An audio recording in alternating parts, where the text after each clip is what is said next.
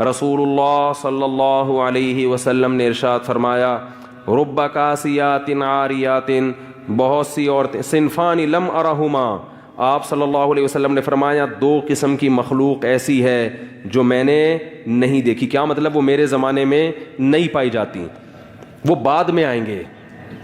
اور یہ اشارہ اس سے مل رہا ہے کہ وہ قومیں مسلمانوں میں پیدا ہونے والی ہیں. فرمائے ایک ظالم حکمران جو عوام پہ ظلم کریں گے، ہر وقت کوڑا لٹکا رہے گا ان کا. دوسرا فرمایا کاسیات عاریات، ایسی عورتیں جو لباس پہننے کے باوجود برہنہ ہوں گی، ان کا لباس جسم پہ ہونا نہ ہونا برابر ہوگا. فرمایا رؤوسہن، ان کے سر ایسے ہوں گے کاسنمۃ البخت، جیسے اونٹ کے کوہان ہوتے ہیں، ایسے فیشن کیے ہوئے ہوں گے کہ بالوں کو اوپر سے اٹھا کے رکھا ہوا ہو.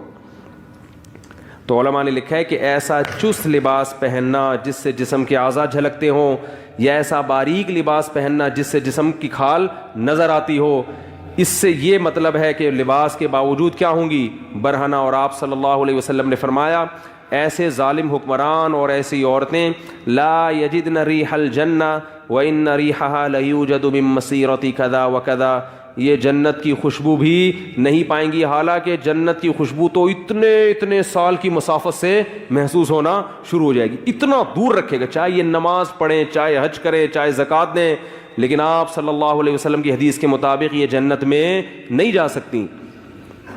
کتنا بڑا حکم ہے، مگر آج اس حکم کی دھجیاں اڑائی جا رہی ہیں. ایک بات میں بار بار کہتا ہوں، دیکھو اپنی بیٹیوں کو پراپر ڈریس پہنایا کرو. لوگ کہتے ہیں ہماری بیٹی ہمارے قابو میں نہیں ہے. بالغ ہونے کے بعد اگر قابو میں نہیں ہے تو بات سمجھ میں آتی ہے، بچیاں تو قابو میں ہی ہوتی ہیں نا. کسی بھی دیندار کو کھڑا کر دو، اس کے بیٹے کا لباس دیکھو اور اس کی بیٹی کا لباس دیکھو. ابھی میں ہانگ کانگ گیا نا، مردوں کے پورے کپڑے ہیں، پورے نا، ان کا بس نہیں چل رہا ہوتا، منہ بھی چھپا لیں وہ. اور ان کنٹریز میں خواتین کے کپڑے کیا ہیں؟ شارٹ، 2-4 اسٹیکر کہیں سے ادھار لے کے، وہ بھی ایسا لگتا ہے جیسے پتہ نہیں کیا تکلف ہے بھائی. یعنی بعض ایک صاحب کہنے لگے ان سے بولو کہ اس تکلف کی ضرورت کیا تھی آپ کو، خام خواہ کی ٹینشن. مرد پورے، اور عورتوں کا وہی کلچر کہاں آ رہا ہے ہمارے معاشرے میں، اور کیسے آ رہا ہے؟ والدین اپنی بچیوں کے لیے ایسے کپڑے لے کر آ رہے ہیں. ابھی تو بچی ہے بھائی، اگر وہ ابھی بچی ہے تو وہ بھی تو بچہ ہے، اس کو بھی چڈی پہناؤ، بنیان پہنا کے باہر نکال دو اس کو. بیٹے کو، اپنے بیٹے کو چڈی بنیان نہیں، بیٹے کو پراپر ڈریس پہنائیں گے پورا. بیٹی کو کیا کریں گے؟ آدھی پنڈلیوں کی فراکیں، سلیو لیس فراکیں ان کو پہنائیں گے، آدھی پنڈلیوں کی شلواریں اور سلیو لیس ان کو فراکیں پہنائیں گے. تو یہ اس کی علامت ہے کہ آپ ان کی صحیح تربیت نہیں کر رہے. بچے کو پراپر ڈریس پہنا کے اس کا عادی بنانا پڑتا ہے. اس سے بچے میں حیا پیدا ہو جاتی ہے، شرم پیدا ہوتی ہے. آپ نے دیکھا ہوگا جو لوگ اپنے بچوں کو کپڑے نہیں پہناتے نا، چڈی بنیان میں ہی بچے گھومتے رہتے ہیں، وہ پھر بڑے ہو کر بھی چڈی بنیان میں. ہمارے ایک دوست نے واقعہ سنا ہے یورپ کے کسی کنٹری کا. وہ یہاں سے نا بچی کا رشتہ تھا، کہیں رشتے کے سلسلے میں کہیں گئے کسی ملک، تو لڑکے والوں نے ان کو بلایا. تو وہ جو لڑکی کے ابا تھے انہوں نے کہا وہ سسر جو یعنی لڑکا ہے اس کو بلاؤ. لڑکا کہیں جاگنگ کر رہا تھا چڈی پہن کے. اس کو پتہ چلا جی تمہارے رشتے والے آئے ہوئے ہیں. اس نے کہا ٹھیک ہے، بہت خوشی ہوئی، میں آ رہا ہوں. تو وہی چڈی بنیان میں ہی سسر صاحب کے آگے بیٹھ گیا، اور اس نے اپنی طرف سے یہی کیا، بھائی جو میں ہوں میں وہی نظر آنا چاہتا ہوں. وہ صحیح کیا اس نے. خام خواہ میں اپنے آپ کو ایسا شو نہیں، میں ایسا لبرل ہوں، پہلے بتا دیا اس نے اپنے ڈریس سے کہ مجھ سے زیادہ توقعات نہ رکھنا، ہم یہ چڈی بنیان ہی ہمارا فیشن ہے. تو چڈی بنیان میں آ کے سسر صاحب کے سامنے بیٹھ گئے. انہوں نے کہا بھائی تو لڑکی والے جب ہمارے یہاں جب آتے ہیں تو بندہ کہیں سے ادھار ہی لے لیتا ہے پتلون. کیا خیال ہے بھائی؟ اس موقع پر تو ہر آدمی کم از کم پراپر ڈریس میں بیٹھتا ہے نا. نہیں ہے تو کہیں سے ادھار لے لیتا ہے، شرٹ ادھار لے لیتا ہے، بعد میں واپس کر دیتا ہے کہ بھائی چلو ابھی فی الحال. تو یہ اتنا لبرل. وہ خیر انہوں نے انکار کر دیا، اور بہت اچھا کیا انہوں نے انکار کر دیا. تو کیا ہے کہ بچپن سے آپ اگر مکمل لباس پہنائیں گے بیٹے کو بیٹی کو تو وہ لباس کا عادی. بچپن کی بڑی اہمیت ہے، یاد رکھو. جو ہم کیوں مسلمان ہیں؟ بچپن میں مسلمان تھے ہم. اب اسلام چھوڑنا ہمارے لیے انشاءاللہ ممکن نہیں ہے. بچپن اسلام میں پیدا ہوئے ہم لوگ.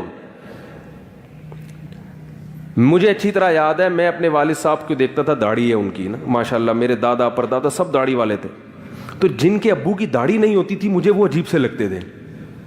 میں کہتا تھا یہ بچے اپنے ابو کو ابو کیسے سمجھتے ہیں, کیونکہ وہ داڑھی کا ایک وقار ہوتا ہے نا, ایک نورانیت ہوتی ہے. تو میں کہتا یار میرے والد صاحب کا نورانی چہرہ ماشاء اللہ, داڑھی, تو باپ کے لیے تو ایسا ہی چہرہ ہونا چاہیے نا. تو جو کلین شیو ابا ہوتے تھے میں ان کے بچوں پہ ترس کھاتا تھا کہ یار یہ اپنے ابا کو, ان میں ابا پن تو نظر ہی نہیں آیا. معذرت جو بغیر داڑھی والے ہیں بھائی, معذرت, کسی کی توہین مقصد نہیں ہے.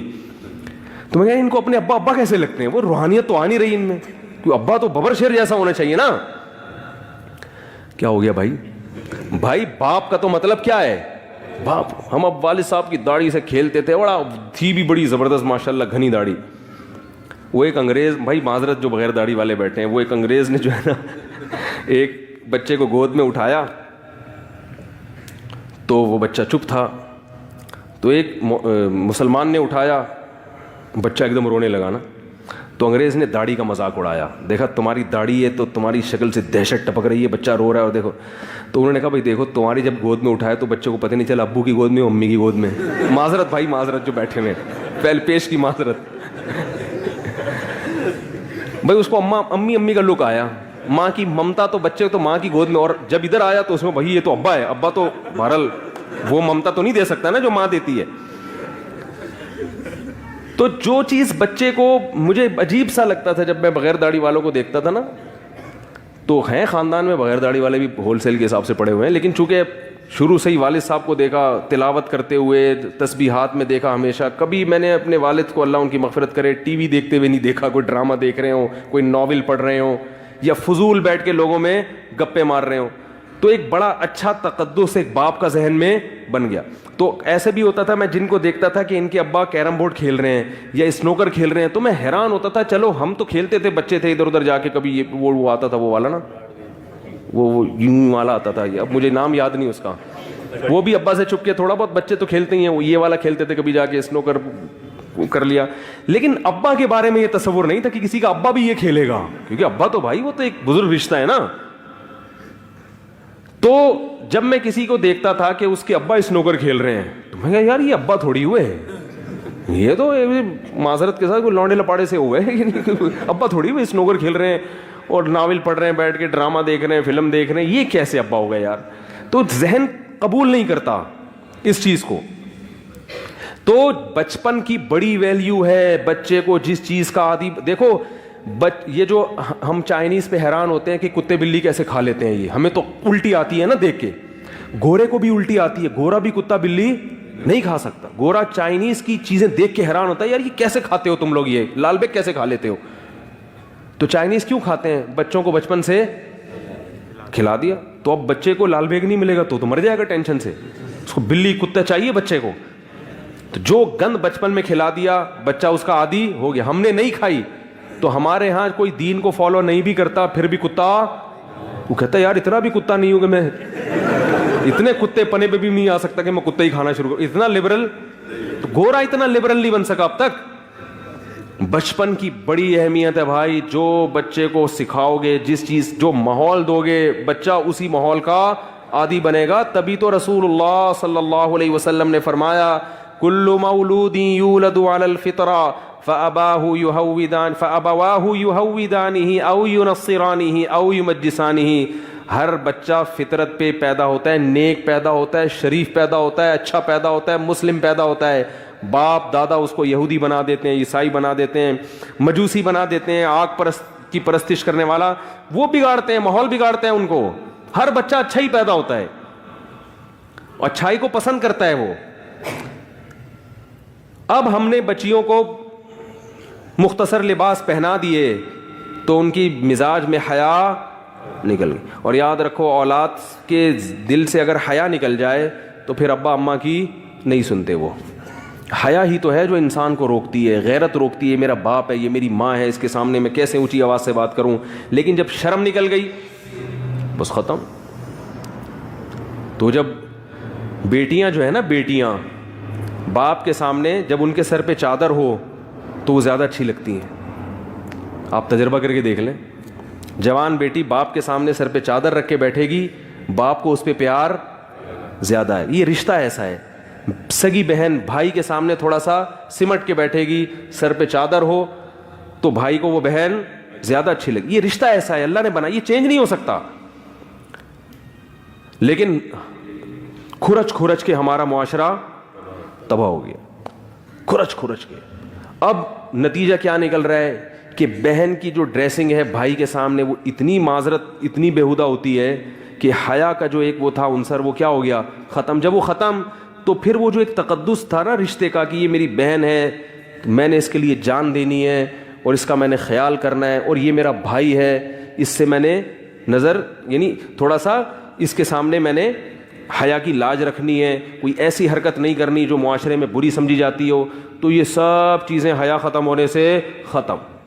तो ना वो बहन भाई की इज्जत करेगी, ना भाई बहन की इज्जत करेगा। तू तड़ाक से बातें, वो उधर जा रही है, पर्स लड़का मैं जा रही हूँ, सही है ना, मैं किसी से पूछ के कुछ भी नहीं करती, तू रोक सकता है रोक ले। वो कहते हैं तुम जा रही हो तो मैं भी जा रहा हूँ। वो उधर इंजॉय, वो माजरत, जो हो रहा है वो अल्लाह बचाए हम सबको। सारा कल्चर क्या कर दिया, तबाह कर दिया, बर्बाद कर दिया।